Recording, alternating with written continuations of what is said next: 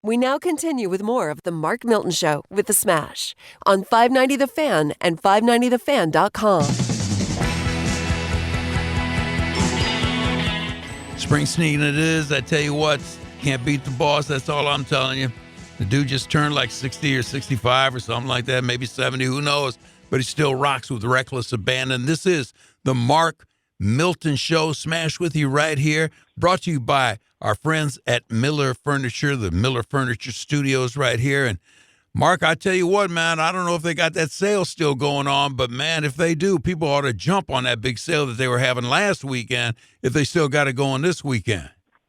You know what? They still have all the deals that you can imagine out there in Lake St. Louis and in Belleville. They also offer zero contact delivery and warehouse pickup options. So definitely check them out. You can find all their latest specials at Miller, that's Mueller Furniture.com. In terms of custom orders, which we've done on numerous occasions, in terms of ordering couches, dining room sets, bedroom furniture. I mean, you can customize the look. You can customize the fabrics. It's really a remarkable showroom, both in terms of Lake St. Louis and Belleville.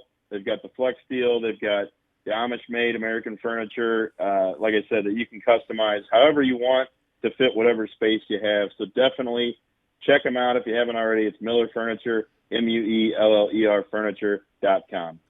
I need to calm down, man. I got angered the other night at the NBA draft. Might I explain it to you? You're a basketball fan. Sure. Yeah, All go right. ahead. I mean, I explain it to you because you are the phantom of the Mississippi Mudcats, if I'm thinking correctly, the NBA team that you're trying to bring to the city here, right-o? Absolutely. Absolutely. All right. So they're doing the NBA draft, and they're drafting this guy and that guy and this guy and that guy. And, you know, down at the bottom, what they used to do on ESPN, they handled the verbiage magnificently. They used to have Bob Jones, number one draft pick, Utah State, and then they have a big sign. They're going to the L.A. Lakers. They didn't have that L.A. Lakers sign up last night. They had a little tiny sliver of the colors of the various NBA teams. Like, I'm supposed to know what color every team is in the NBA. So I just thought that was very poor production. I had nothing to know or no one to vent to except you, and I know Dave don't listen to me, so I'm just hoping you will. No, I'll tell you what also was hard to watch is I just don't know these players. Well, that's a good some point, too. international guys. Yeah. I feel like because we didn't have the NCAA tournament this year, yeah, the top guys, you just didn't have as much exposure to. Yep. And so it was hard for me to really get into it because in years past, you kind of know a lot of who, is going to get drafted in the first round. Yeah. And I just didn't know a lot of these guys. Yeah. And they looked so young to me. It's kind of like, okay, my time is done with these guys. I'll just watch the games, Yeah.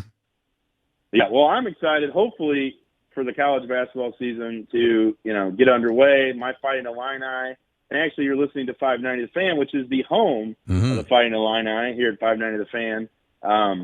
Top 10 team. They got Io back. They got Kofi back.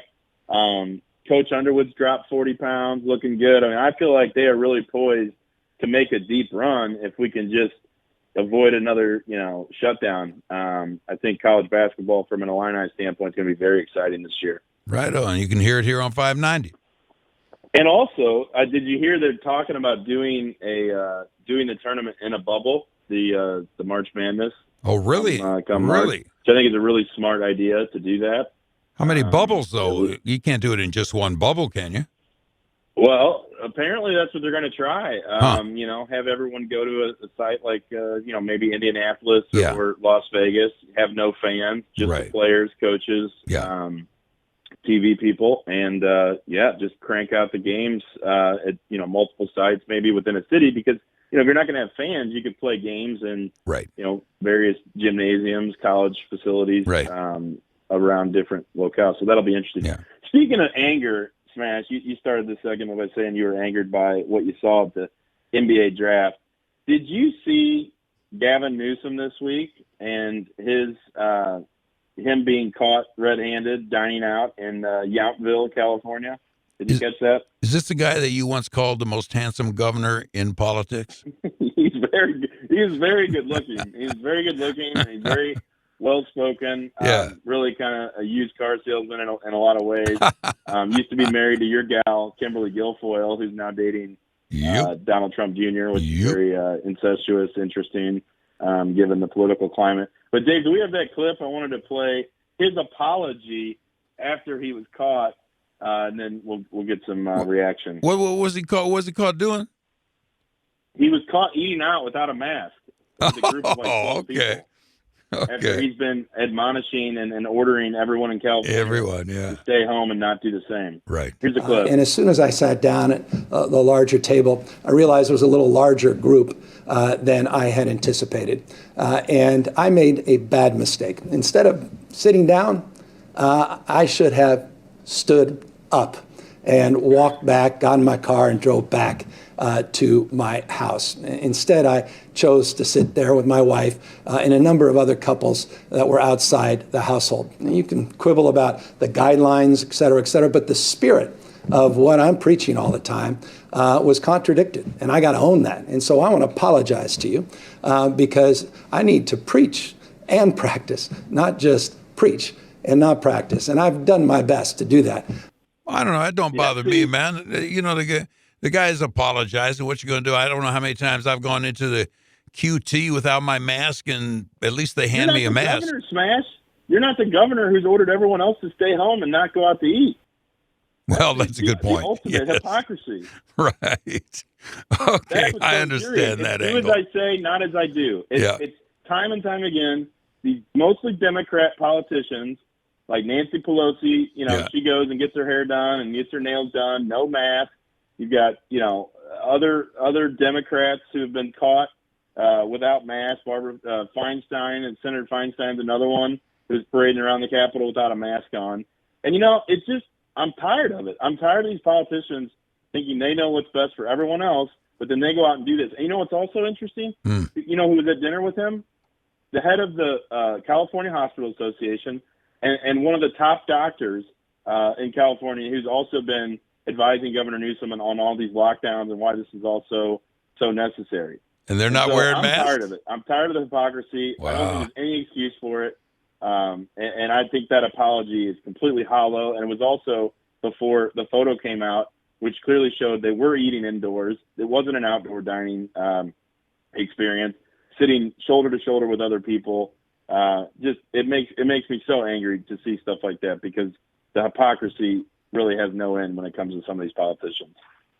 Well, that's a very valid point, but that's why they call them politicians, because they can get away with it.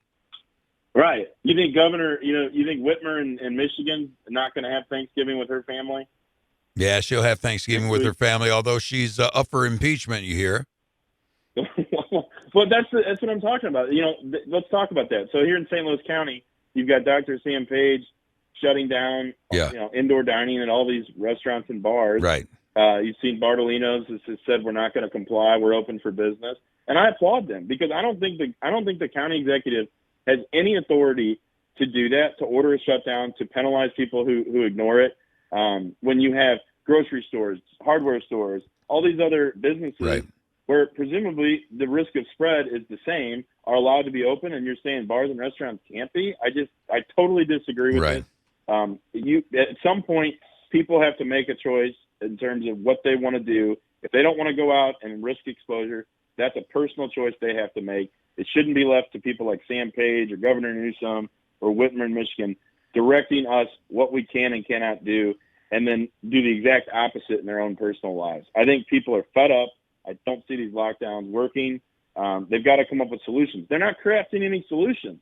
Yeah. To me, I'd rather have Sam Page talk about, hey, here's what we're doing to increase capacity at hospitals. Here's what we're doing to make sure that if people do get sick, then they're going to be able to be taken care of, rather than just issue these mandates, which really have no, in my opinion, no rational basis when you're going to allow people to be out and about doing other things. Yeah. Well, I'm with you on that. I have no aversion to what you're saying right there, but here's what the deal is, man. It's like Pritzker over on the Illinois side, man. That guy's shutting the whole state down. He's in Mandate 3 now, or Mitigation 3. now, and who knows if they could get to a stronger mitigation than that. But what they're looking at is restaurants, man. All the restaurants are closed. The only place you can eat at a restaurant is outdoors. And luckily, it's this kind of weather right now, but you know the freeze is coming, man. So how are they going to ruin all those people's businesses and all those people's lives, man? It's a preposterous setting. Well, the irony is, terrible. All these restaurants I've driven over to Illinois. You know, they had huge tents set up, enclosed tents, right? Because obviously they're preparing for conditions. So you have an enclosed tent that's outdoors. Yeah. So how does that work? I mean, that's just as likely to lead to that's not germs good. spreading in the air as if you were in indoor dining. Yeah. And so I just, again, I go back to the personal responsibility, personal choice. You know, if you have a compromised immune system or you're older and you feel like, you don't want to bear the risk of getting exposed and getting COVID, then by all means, take precautions, stay home. But for the rest of us, I mean, we can't continue these lockdowns and think that this is going to make the virus go away. And again, as Trump has said time and time again, the cure cannot be worse than the disease. And I fear that we are allowing the cure to be far worse than the disease. Mm-hmm. You're going to have businesses closed. You're going to have people literally go broke, file bankruptcy. People are not going to have money to really provide for their families. They're not going to, the employees of these places are going to be out of work with few options. And so I really wish these government leaders would rethink and really take more of a solution-based approach to, okay, we really recognize this is a problem, but how are we going to make sure our healthcare system doesn't get overwhelmed? How are we going to make sure we can take care of people that are sick rather than just issuing senseless mandates that really aren't addressing the problem? And I will also encourage our listeners, go out and patronize these restaurants. Make sure you're eating at Rosalita's downtown, which will still remain open because, again, the city has not shut down restaurants. The county has. Makes no sense. Rosalita's downtown, visit them. You can also visit Rosalita's in De Pere out west, open for curbside. They have a great family pack that you can get. I think it's $40 or $50. We'll feed literally an army of people with tacos, chips, queso, salsa, anything you would want from a Mexican meal. You can get it at Rosalita's. So please support them. Support the other restaurants here in the St. Louis area that are really hurting. I mean, it's been a brutal year for them, especially around the holidays. Do what you can to support them. You know what I'd like to give you right now, man? What's that? A hug? A Valium. Just so you can slow down a little bit. I know you've been quarantined. and you're talking real fast because you're jumpy. You're jumpy into quarantine, man. I'm stuck in quarantine. I'm in the STL Tax basement studio. I'm fired up. Well, you're right on about that stuff, buddy. Right on. Hopefully we can break bread soon. Smash should be out of this quarantine next week, and we're looking forward to seeing you guys in person in the studios, the 590 studios, the Miller Furniture Studios, broadcasting the Mark Milton Show with the Smash. We're going to take a quick break, but I want to remind everybody you can find us anytime via podcast at 590thefan.com, themarkmiltonshow.com, and you can also download, subscribe to us on Apple iTunes or anywhere you get your podcast. Smash, we'll be right back in a second with more of the Mark Milton Show.